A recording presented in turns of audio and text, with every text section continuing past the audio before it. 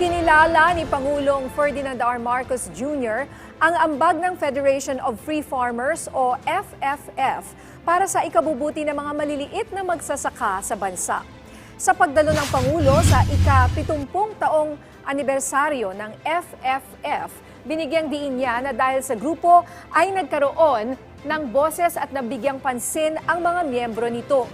Kasunod niyan, ipinunto ng Presidente na mananatili ang pagsusulong ng pamahalaan ng mga programa para sa mga magsasaka at ipagpapatuloy ang mga hakbang para mapalakas pa ang agriculture sector sa bansa. Giit ni Pangulong Marcos Jr., tinutugunan ng administrasyon ang pagpapalago ng pagsasaka at pangingisda sa bansa ng may urgency.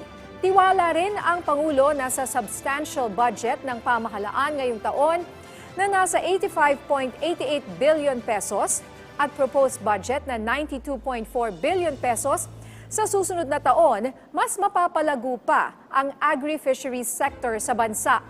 Hinimok din ng Pangulo ang grupo, maging ang lahat ng magsasaka na makipagtulungan sa pamahalaan, lalo't mahalaga ang kanilang papel para mas maging epektibo ang programa ng pamahalaan.